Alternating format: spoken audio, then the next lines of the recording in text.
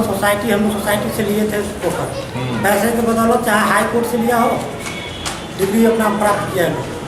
सोनकी सानी के नाम से नहीं, मोहन सानी के नाम से हुआ था। सोनकी सानी जबरदस्ती हथियार के बदौलत पूरे गांव, जो भी हीरो मेरे गांव में था, सबको अपने साइड मिला करके और उसके बाद हथियार के बल पर मेरा मछली मार लिया लाखों रुपए।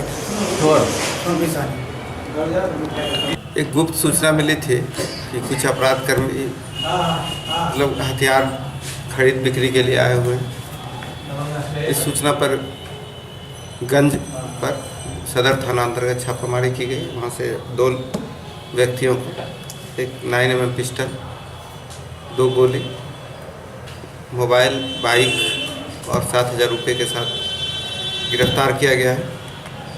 गिरफ्तार व्यक्ति संजय सहनी, ये पताही ओपी का रहने वाला है, पतौना ओपी, मधुबनी जिला का। इसका वहाँ के मछुआ एसोसिएशन के जो सेक्रेटरी हैं सोनकी सहनी, उनकी पत्नी है, उससे विवाद चल रहा था और जो हम लोग को गुप्त सूचना में उसी के हत्या के उद्देश्य से पिस्टल खरीदने के, गोली खरीदने के लिए आया हुआ था।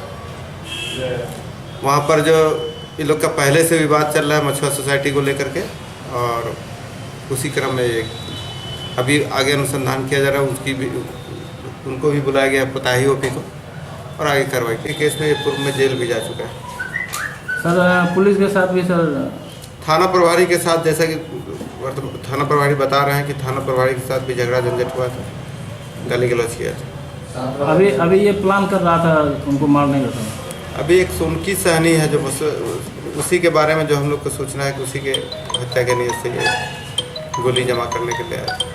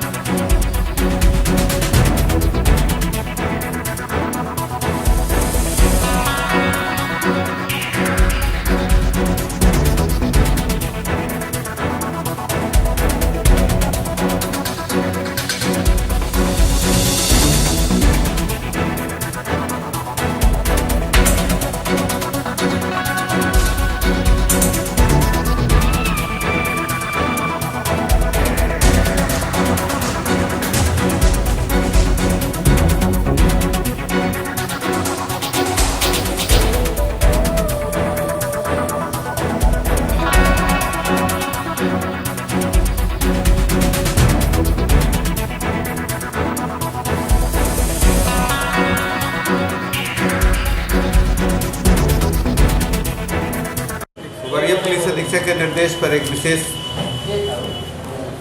वाहन चेकिंग अभियान शुरू किया गया था। उसी क्रम में किशनपुर थाना अंतर्गत 9 व्यक्ति पकड़े गए। एक स्कॉर्पियो और एक मोटरसाइकिल भी जब्त हुई है। इनके पास से शराब भी बरामद हुई। कुछ लोग शराब भी पिए हुए थे, जिसमें से एक इतने ज़्यादा नशे में था कि उसको DMCH में भर्ती कराया गया इलाज के लिए। सर ये लोग कहाँ से आ रहे थे सर? ये झारखंड से आ रहे हैं। स्कॉर्पियो वाले लोग झारखंड से आ रहे थे, बाकी कुछ लोकल लोग हैं।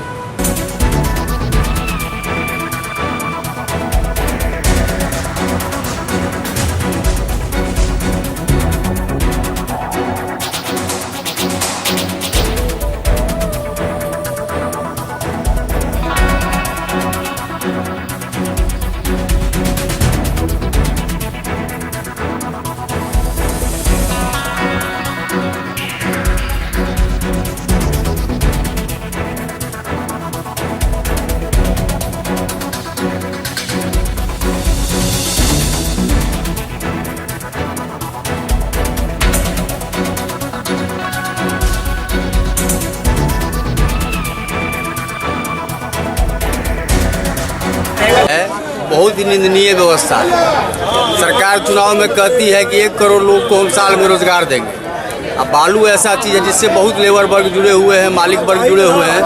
1 करोड़ लोगों को सरकार प्रति वर्ष बेरोजगार कर रही है। ये है नरेंद्र मोदी की सरकार, नीतीश कुमार की सरकार। और ये जो बालू बेचने का काम सरकार कर रही है, यही बहुत ही निंदनीय बात है। लोग छोटा मोटा 2 लाख 2.5 लाख पूंजी वाले कहीं बालू बेच के किसी ट्रैक्टर वाले को पकड़ के जीवन गुजर बसर करते थे, वैसे लोगों को भी जीवन गुजर बसर करने में दिक्कत आने वाली है और आने वाले समय में जनता इसका हिसाब लेगी। जो हम लोग बालू का व्यापार करते हैं, बालू सीमेंट का, जिसमें सरकार जो अभी व्यवस्था बनाई है जिसके तहत बालू के लिए लाइसेंस लेना है, उसमें भी समय बहुत कम दिया गया है और उस कम समय में यहाँ पर में लोग अभी जितना देख रहे हैं, अब भीड़ है, ये सारा भीड़ जो है सो सब चरित्र प्रमाण पत्र बनाने के लिए है। वैसे इसका प्रोसेस है 15 दिन में मिलता है, जबकि सरकार का जो अभी जो निकला है नोटिफिकेशन, उसमें मात्र 8 दिन का समय दिया गया है और उस 8 दिन में भी 3 दिन 4 दिन ऑफिस बंद था। ये 3-4 दिन के अंदर में अब कितने लोगों का बनेगा नहीं बनेगा ये तो अब देखना है। आपका बन अभी सकता क्या है? परेशानी हम हो लोगों रहा का है? भी अभी नहीं बना है, हम लोग तो सवेर से हैं यहाँ अभी खड़े हैं, अभी क्या तक लगता है फॉर्म बन का जाएगा? रिसीविंग में नहीं मिला। तो क्या नाम क्या है? मांग करते हैं? नरेंद्र कुमार है, सीमेंट बालू का दुकान है अपना।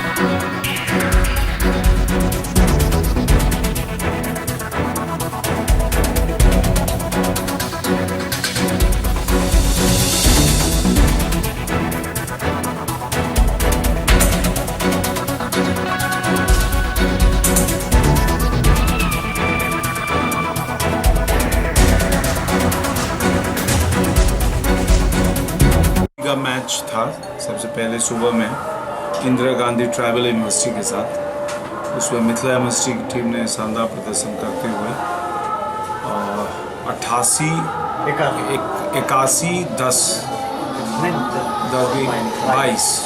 81-22 से विजय हासिल किया और द्वितीय चक्र में चला गया। और उसके बाद मैच था Sambalpur university versus Purulia, SKB university Purulia, जिसमें संबलपुर यूनिवर्सिटी विजयी हुई 41-16 से। और तीसरा मैच था Berhampur university versus MGCG university Chitrakoot, जिसमें 86-10 से बहरामपुर यूनिवर्सिटी विजयी हुई। और विश्व भारती यूनिवर्सिटी को वॉकआउट मिल गया चूँकि बस्तर यूनिवर्सिटी नहीं आ सकी। और गुवाहाटी यूनिवर्सिटी ने पटना यूनिवर्सिटी को हराया 53-16 से। और गोरख यूनिवर्सिटी ने VKS आरा को 54-23 से हराया। और बिहार यूनिवर्सिटी की जीत हुई दुर्ग यूनिवर्सिटी पर 50-47 से। और कल्याणी विश्वविद्यालय ने विनोबा भावे यूनिवर्सिटी हजारीबाग को 34-15 से हराया। अभी 3 मैचेज हैं, Ravindra Bharati university versus BHU, और दूसरा मैच है आपका ये गुवाहाटी यूनिवर्सिटी और मगध यूनिवर्सिटी के बीच, और एक मैच है गोरखपुर और मणिपुर यूनिवर्सिटी के बीच। ये मैच अभी होना है, BHU बोल दिया। अभी मैच चल रहा था सर रविशंकर विश्वविद्यालय और कोलकाता विश्वविद्यालय का, वो खेल एक्स्ट्रा हुआ, उसके परिणाम टाई अप हो गए थे और टाई अप हो जाने के बाद एक्स्ट्रा टाइम दिया जाता और एक्स्ट्रा टाइम में रविशंकर विश्वविद्यालय विजयी हुई। जब इसको टाई अप हो जाता तो फिर एक्स्ट्रा टाइम दिया जाता नियम परिनियम के हिसाब से।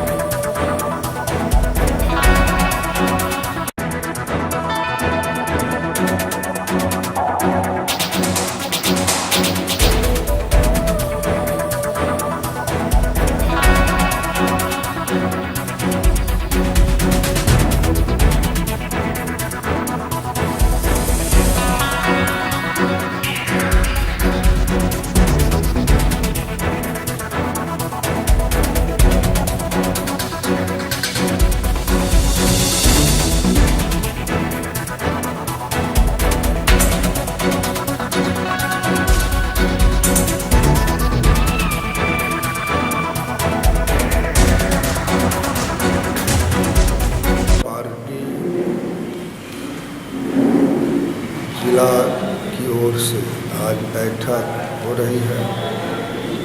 इसमें आगामी 2 महीने के लिए कार्यक्रम पार्टी का तय किया जाना है और उसी आधार पर भारतीय जनता पार्टी बूथ स्तर पर कैसे मजबूत हो, इसके संबंध में यहाँ लोग जिला स्तरीय पदाधिकारी, मंडल के अध्यक्ष, मंडल के प्रभारी और प्रत्येक विधानसभा स्तर पर विस्तारक लगाए गए हैं, उनकी बैठक चल रही है।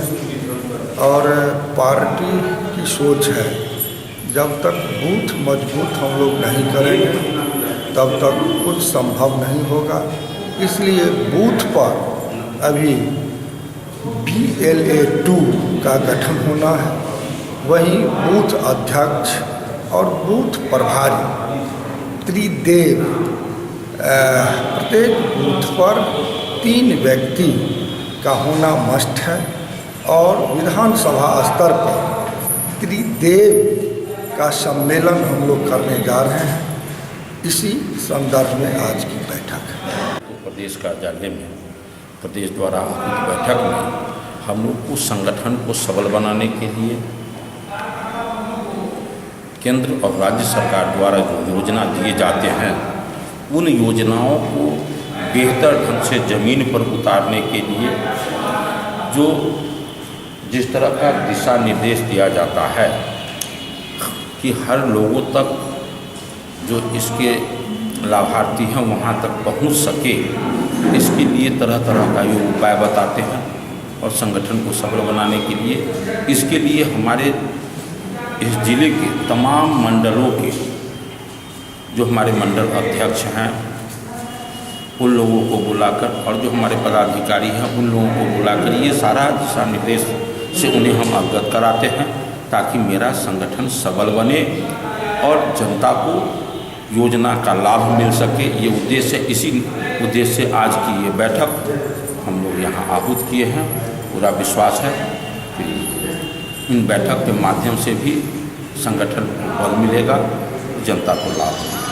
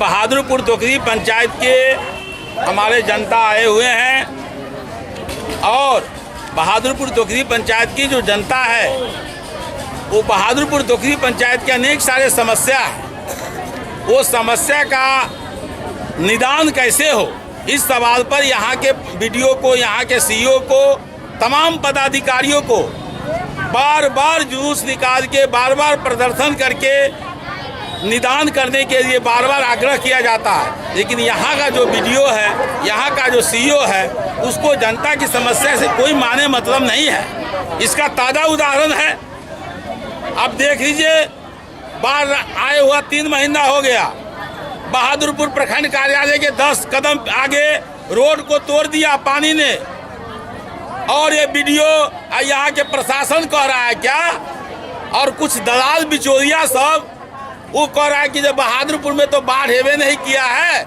हम इसका जांच करेंगे। अरे 3 महीना बीत गया, पानी रुका हुआ है क्या जो तुम जांच करोगे? कौन चीज का जांच करोगे तुम? आज लिस्ट फाइनल हो गया, अब गरीबों के खाता में पैसा देने का समय आ गया तो कह रहा हम जांच करेंगे। इस सवाल पर यहाँ के लोगों को काफी गुस्सा है। जमीन का सवाल, गरीबों का हजारों हजार आवेदन जमा है सीईओ कार्यालय में, लेकिन यहाँ का जो सीईओ है उसको कोई मतलब गरीबों से नहीं है।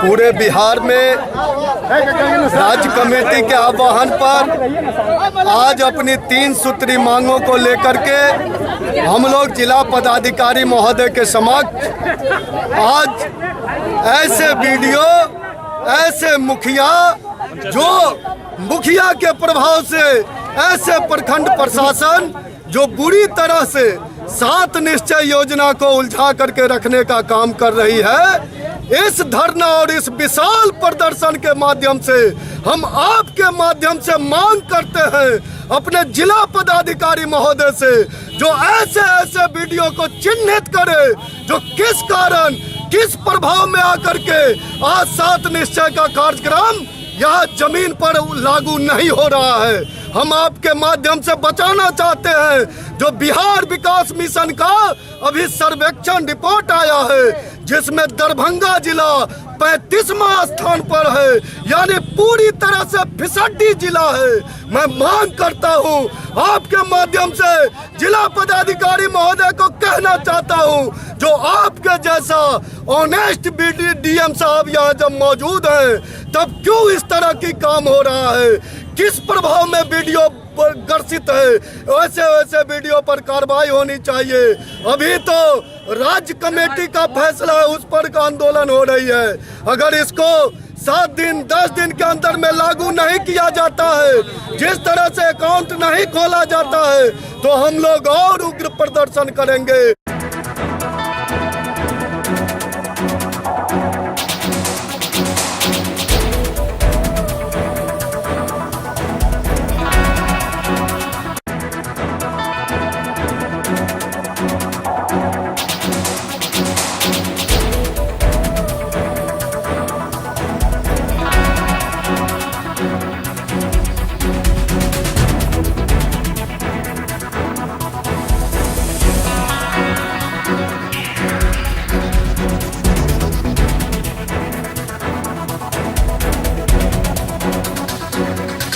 द्वारा शिक्षा और रोजगार के सवाल को लेकर जो केंद्र सरकार की 2014 में घोषणा थी, उस वक्त के उम्मीदवार, प्रधानमंत्री पद के उम्मीदवार नरेंद्र मोदी की, उस घोषणा आज जितना भी उनका 2014 का घोषणा था चुनावी सभा का, वो आज जुमला साबित हुआ है।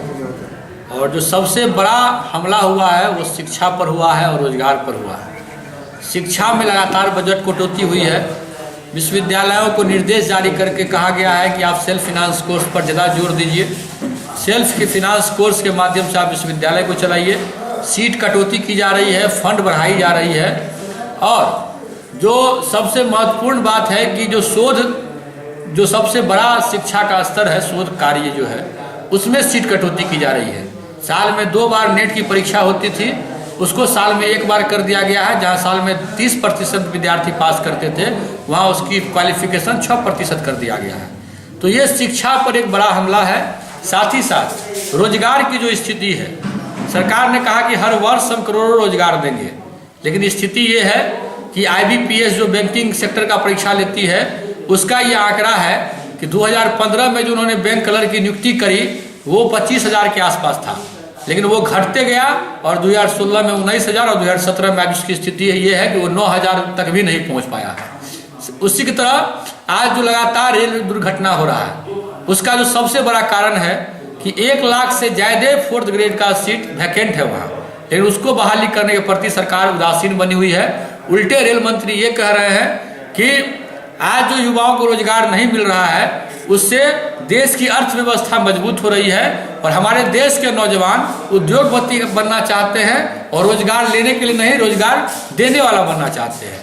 ये जो शर्मनाक बयान है पीयूष गोयल का, और केंद्र सरकार जिस तरह से शिक्षा रोजगार पर हमला कर रही है और इस हमला पर कोई आंदोलन न खड़ा हो जाए, इसलिए वो नफरत की राजनीति फैला रही है।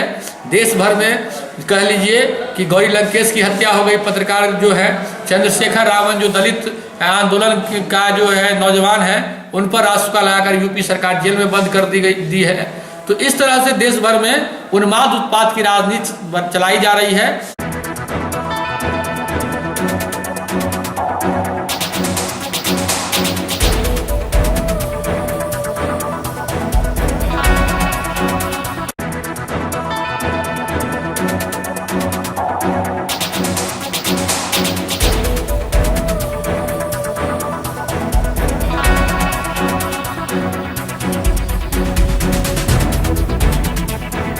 देखिए, प्रेस वार्ता का एक ही उद्देश्य है कि 15 नवंबर LNMU चलो हम लोगों का जो अभियान है लिट 9 मिथिला विश्वविद्यालय में व्याप्त शैक्षणिक अराजकता के विरुद्ध में, उसी को लेकर एक सांकेतिक रूप से हमने आज मीडिया बंधु के माध्यम से यह पूरा पल्ला खोल दिया है कि 15 नवंबर को मिथिला स्टूडेंट यूनियन के हजारों कार्यकर्ता, हजारों सेनानी और लिट 9 मिथिला विश्वविद्यालय के हजारों छात्र 15 नवंबर को विश्वविद्यालय कूच करेंगे और 11 सूत्रीय मांग पत्र के साथ अपनी मांग बनवाने के लिए विश्वविद्यालय प्रशासन को मजबूर करेंगे। हमारा मांग है कि हमारा यूनिवर्सिटी लिट 9 मिथिला विश्वविद्यालय सेंट्रल यूनिवर्सिटी बने, छात्रावास की व्यवस्था हो, पुस्तकालय में पुस्तक हो, लेबोरेटरी में लैब की सामान हो, सत्र और क्लास नियमित हो। इन सभी मांगों को लेकर कॉलेज में अवैध वसूली बंद हो। इन सभी मांगों को लेकर हमने विश्वविद्यालय प्रशासन को लगातार विगत 1 सालों से कई बार ज्ञापन दिया, लेकिन विश्वविद्यालय प्रशासन ने सुधी लेना उचित नहीं समझा।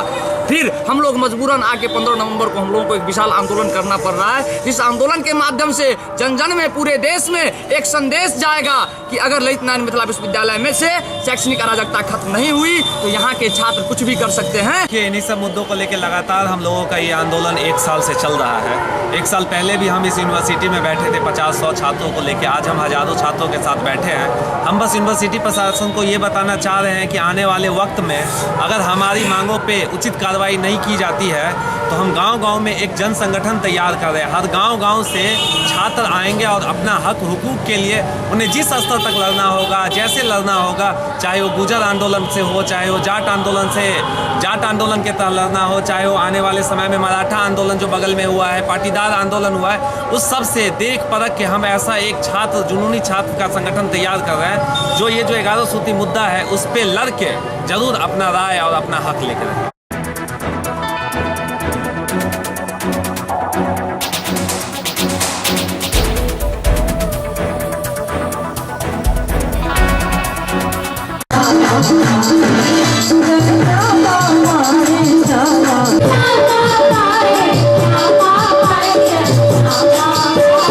Yeah.